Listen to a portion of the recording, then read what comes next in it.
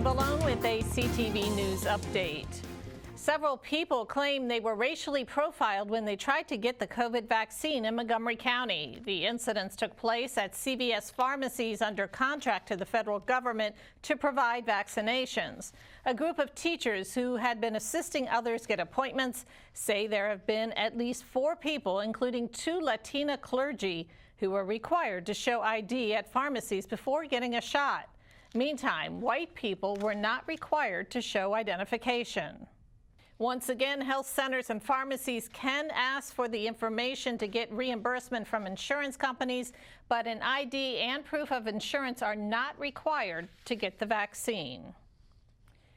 A new report shows that hospitals are charging low-income patients who are supposed to be eligible for free care. Findings from the Maryland Health Services Cost Review Commission show that 60% of individuals who qualified for free care were being pursued by hospitals for bad debt. Hospitals are required by the state to cover patients who live below certain income levels. The Maryland Consumer Rights Coalition is calling on lawmakers to pass the Medical Debt Protection Act, which would address these issues. I received a call from her to say that there was a young Latina woman who is an essential worker waiting to be vaccinated, and that she presented her passport from her country and also a pay stub with her address and name to show that she was indeed that person. And she was told no, that she needed an ID from the United States. The law clearly says that the vaccine is free. The law clearly says that it doesn't matter what your immigration status is. And the law clearly says that you ask for ID. If the person doesn't have it, you still administer the vaccine. After you make your appointment and you are in the correct phase, which she was as an essential worker, that you shouldn't leave. You should stay there and you should insist that they must give you that vaccine. And you can call the Department of Health. If there is a problem, make sure that you give them a call. But you must be assertive. A new report shows that hospitals are charging low-income patients who are supposed to be eligible for free care. Findings from the Maryland Health Services Cost Review Commission show that 60% of individuals who qualified for free care were being pursued by hospitals for bad debt. Hospitals are required by the state to cover patients who live below certain income levels. The Maryland Consumer Rights Coalition is calling on lawmakers to pass the Medical Debt Protection Act, which would address these issues. That act would do is, first of all, it would require hospitals to see if people are eligible for financial assistance before you can pursue them for debt.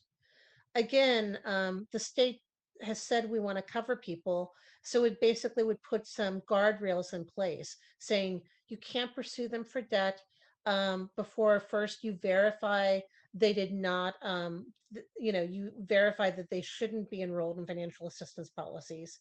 The other thing it does that's really important, again, going back to, working families, is it says if you didn't qualify for financial assistance, but you can't meet an unexpected $3,000 bill, $2,000 bill, we're going to create an income-based repayment plan. So you can pay the hospital back, but it will be 5% of your monthly salary. House Bill 565 would also prohibit lawsuits against patients who have medical bills under $1,000. The measure is currently before a House committee.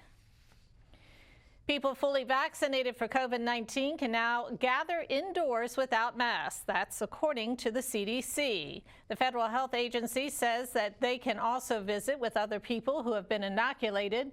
Visits with unvaccinated people are okay if they're considered low risk for the virus. People are considered fully vaccinated 2 weeks after they receive their second dose. And the State Health Department reports 631 new COVID-19 cases in the last 24 hours. 25 additional Marylanders have died from the virus. This brings the state's death toll to more than 7,800. Currently, 792 Marylanders are hospitalized with the coronavirus. The mayor of Greenbelt says he is launching an election challenge against U.S. Senator Chris Van Hollen. Colin Byrd claims that the U.S. Senate's COVID-19 relief package is insufficient. He says he's challenging Van Hollen because the Senate measure reduced weekly unemployment benefits and failed to increase the federal minimum wage. Byrd also says that the lawmaker failed to oppose the maglev project and trade deals that affect climate change. What we need is progressive leaders and sufficient progressive change in both the House and the Senate. What we saw was the House actually did a number of good things with the stimulus bill, including the minimum wage issue, including the unemployment benefits issue. It was the Senate that reduced unemployment benefits. It was the Senate that stripped the minimum wage out of the bill. Byrd announced last year that he was running against Representative Steny Hoyer, but now he's seeking the Senate seat in the U.S. Senate. And police continue to investigate this morning's deadly pedestrian accident on the Baltimore-Washington Parkway. It happened at about 4:30 on the northbound lanes at Route 202 in Cheverly. Investigators say the female victim was pronounced dead at the location. The driver of the striking vehicle did remain on the scene. Anyone who may have information about the incident is asked to contact police. And you are watching CTV News. I'm Patricia Vallen. We'll be back in just a moment.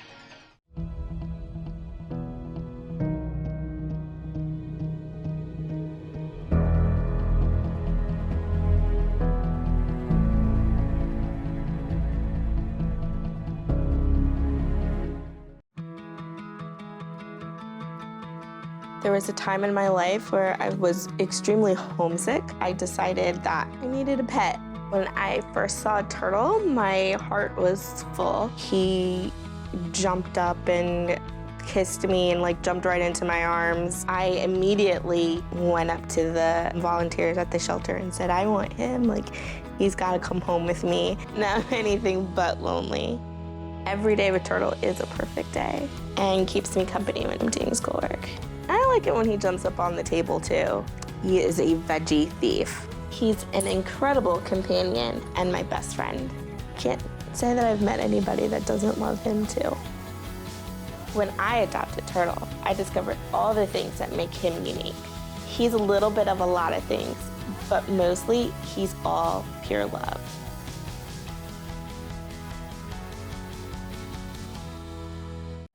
I moved to Florida with literally pennies in my pocket and a prayer. I needed a new start. Dacian looks like a very typical 3-year-old until you ask him, what's your name? How old are you? My son has a lot of behaviors that would show as being autistic. Most kids can tolerate a variety of foods, but unfortunately for Dacian, everything has to be organic and raw. I wasn't ashamed to go to the food pantries. It's expensive to eat healthy, and nutrition is very important to Dacian's health. The healthy organic food that we receive dramatically helped his social skills. Most people would say, she really doesn't have much of a life, but to me, I have everything right there next to me and my son.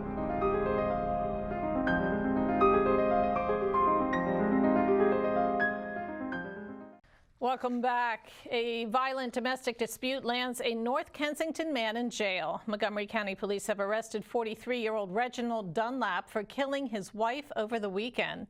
Dunlap reportedly tried to cover up the murder before calling 911 to say that he found his wife dead.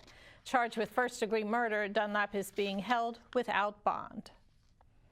A new poll shows a growing support for recreational weed. The Goucher College poll, which was released today, shows 2/3 of all Marylanders support the legalization of marijuana. That is the highest number since Goucher first asked the question in 2013.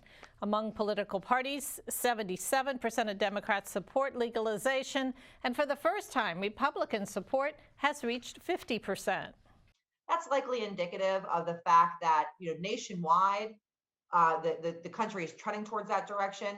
Younger Americans and younger Marylanders have always been supportive, and they're starting to replace the old, in terms of a cohort or a replacement effect.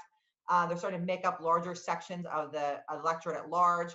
And there's an additional economic crunch right now. The COVID-19 has put a strain on all statewide budgets. Maryland is not an exception to that. And a lot of folks now look towards legalized cannabis as a revenue generator for states. Pollsters also asked about Governor Hogan's popularity, and it showed a dip. They found that 65% of Marylanders approve of the job he's doing, down from 71% in October. State workers in Maryland could receive a $1,000 bonus thanks to the governor. Larry Hogan has proposed a $74 million increase to the state's fiscal 2022 budget to cover the costs of the bonus. Hogan says the bonuses are for the hard work done by frontline state workers during the pandemic. The governor also pointed out that he was able to put forth a budget proposal that does not call for layoffs or furloughs. The ASME union calls the bonuses helpful, but says they don't go far enough. If the proposal was approved, permanent state workers would receive their checks in April. A Maryland House committee votes to repeal the state song Maryland, My Maryland. The song, which was written as a poem during the Civil War by a Confederate sympathizer, refers to President Abraham Lincoln as a despot and a tyrant, and to the Union as Northern scum. Yesterday's vote fell largely along party lines, with the committee's 7 Republicans voting against the measure. There have been at least 10 attempts to repeal Maryland, My Maryland after it became the state song in 1939. Maryland, my Maryland. The D.C. region drops out of the top 10 for traffic congestion, that according to a new global traffic scorecard report. The report says the pandemic drastically altered travel and reduced traffic delays by 77%. While local congestion has dropped significantly, Global Scorecard says the area ranks 12th nationally, down from number 5 in 2019. The University of Maryland extends its policy making SAT and ACT tests optional. Under this COVID-related policy, prospective students can decide if they want to submit their test scores when applying. The test option policy will extend through the 2023 admissions season. From donating gift cards to holding forums about Black Lives Matter, the local AKAs continued to serve the community during the pandemic. The Psi Epsilon Omega chapter of Alpha Kappa Alpha sorority has helped nearly 2,100 people since last year. It's donated meals, masks, and hand sanitizer to seniors in Greenbelt and Bowie. The organization also gave away gift cards to families at Oakland Elementary, as well as doctors and Laurel hospitals. We know that there's a lot of individuals here, a lot of families who are really hurting, who are not back to work, who have lost jobs. We've seen where a lot of our businesses, even our Black-owned businesses, have not been able to survive through this pandemic and had to close down, and a lot of employees are affected. So however we can help, whether it's a contribution or whether it's a delivery of food, just to help the family meet some of their needs. And the organization recently won the Chapter of the Year award at its regional conference. And let's get a quick check now on our 3-day weather forecast. Tonight, partly cloudy with a low around 40. Wednesday, sunny with a high near 69, a low of 49. Thursday, mostly sunny with daytime temps reaching the mid-70s and an evening low around 56. Friday, mostly cloudy with a chance of rain, a high near 71 and a low around 49 degrees. And for your community calendar, the Maryland State Arts Council is providing funding to local organizations affected by COVID-19. The organization is accepting emergency grant applications from Maryland arts organizations, county art agencies, and arts and entertainment districts. The opportunity was made possible by the Maryland General Assembly's passage of the Relief Act of 2021. The deadline to apply is by Thursday, April 1st at 5 p.m. For more information, you can visit msca.org and search for Emergency Grant for Arts Organizations. That is your CTV News Update. I'm Patricia Belen. Have a great night.